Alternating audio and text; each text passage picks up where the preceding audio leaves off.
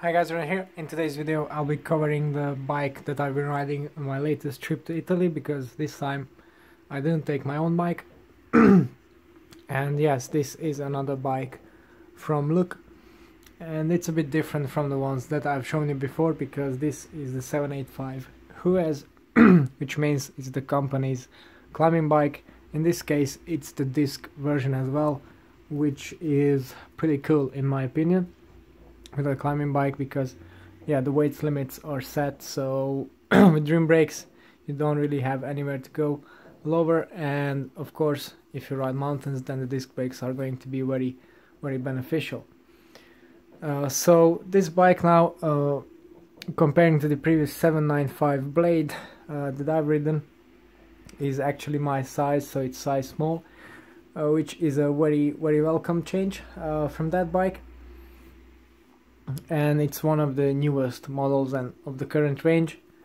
It's not the RS version, so not the top of the line carbon, but the model below that.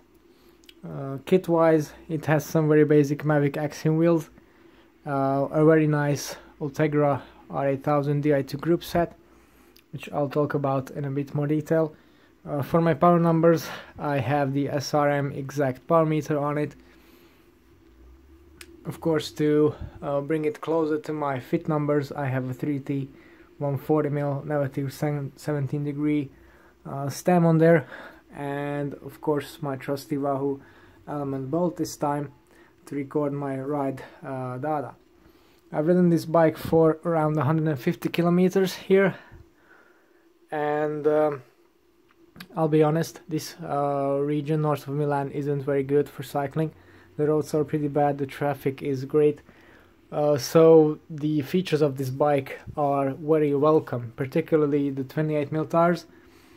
These are the Hutchinson Fusion 5s, which are one of the best performing tires in terms of running resistance. They're also nice and grippy and comfortable too, plus they're tubeless ready, which is a feature that I really like.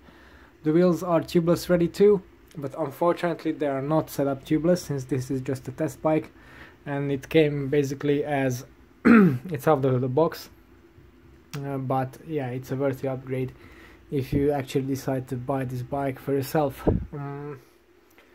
This is a pure race bike in terms of fit, although not as aggressive as the Blade, the aero bike. There are a couple of millimeters of difference in terms of stack, but nothing really serious. As I said, this is the S version, so it's the perfect size for me, particularly with this stem. I can get into a very aero aggressive position, which I found very useful, because yeah, it's what I'm going to race on. Very similar to the bike I'll race on this season, unlike my Boon, which is a lot more upright.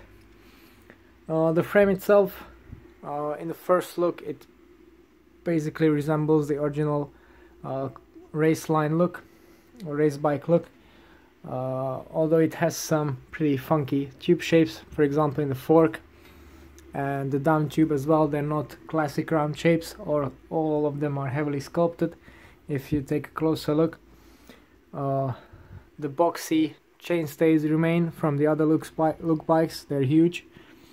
This frame set also features the Mavic speed release through axles front and rear, which is a neat feature if you're racing. What surprised me is that it still has a regular seat clamp, which is good for ease of use, although with bikes now coming in with massively dropped seat stays and hidden seat clamps, this is a bit more of a traditional feature. Also, the bottom bracket is a feature that I really like. As I mentioned previously, BB386, like on the Blade RS, my favorite standard. And it also has the machined aluminum thread together cups from Token, and of course is the version for the Ultegra crank, so down to 24mm. This should avoid all kinds of creaking, and it should provide good reliability, plus the 386 covers every crank basically that is on the market right now, every modern crank, with power meters or without them. The handlebar width is also one thing that matches me. It's just a 40, so perfect for me, although nowadays I ride even narrower on my bikes, but you can't really expect a stock bike to come with something extreme. Same for the stem, the stock one is 100mm, again not something that I or perhaps some other racers would use. This bike, unlike the Blade RS featured previously, has the bar end plug style Shimano junction box, which yeah, it makes for a cleaner look, particularly on this bike, because it has no provision in the frame for the regular junction box. As for the Ultegra group set, some people have asked in the previous video if I'm now going back to Shimano. Well, the answer for that is no, 100% no. And I've been also asked if these bikes are mine. No, on my channel I show all kinds of different bikes, not just my bikes. This isn't one of them either. This is just a test bike, as I mentioned, but I've been lucky enough to ride and test it.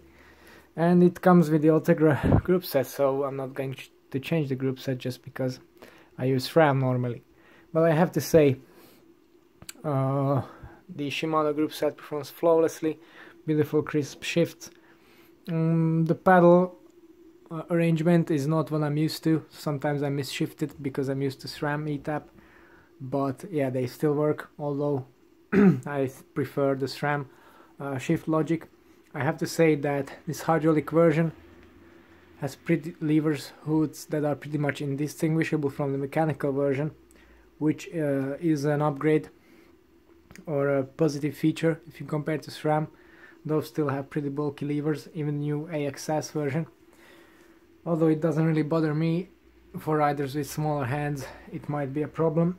Another thing that I think is super neat and an upgrade comparing to SRAM is the shadow rear mech. If you look at it, it doesn't protrude almost anything from the side of the bike. It's not hanging on out there, so it's well protected. So in those terms, this seems to be like a better design.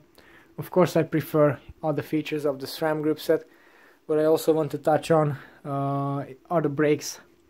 The lever action and the brake feel is a bit different too.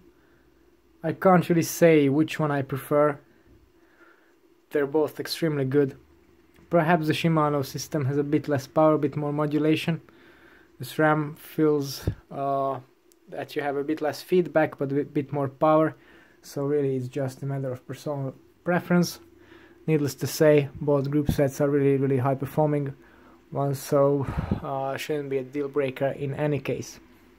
And now the most important part of the review, the frame itself. Now, as I said, this is a climbing frame, which is not something that I normally ride. Also, it's not the highest end version, which either isn't something that I normally ride. But still, the frame finish is immaculate compared to some other brands, even high-end frames. I can really say that, you know, every little detail and how the frame is molded and the shapes and the paint job, it's all flawless, which is not usually the case, particularly with the lower end models, even nowadays. So that's a big plus. And another big plus is how the bike actually rides. I've previously said that I've been surprised by the comfort of the 795 blade. This one is even more impressive. Of course, it comes down to the pretty soft aluminum rims and the 28mm tires, of course, that's a given, but nevertheless the bike is very responsive, very nice to ride. The handling is excellent. I know from experience that there are some descents here, twisty descents, and on this bike I've managed to nail them much harder than on my Boon cross bike, which is not ideal for these high speed situations. I couldn't really notice that at home, but here you can. So in descents, much better. Stiffness in the front head tube area and pedaling stiffness, all very good. And as I said, comfort, very impressive as well. So this bike is not tiring at all, very responsive, everything you need from a race bike. And yeah, as I said, the complement with the disc brakes and electronic drivetrain make for a very enjoyable experience. all in all. Of course, this still isn't a cheap bike. Perhaps there are other ones that provide better value for the money, but in terms of ride quality, it has seriously impressed me.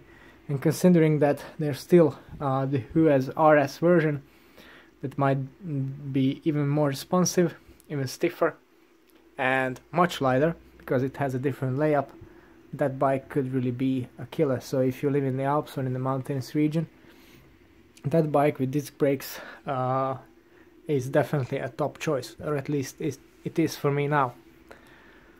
Okay, so I think that's all about this bike for today.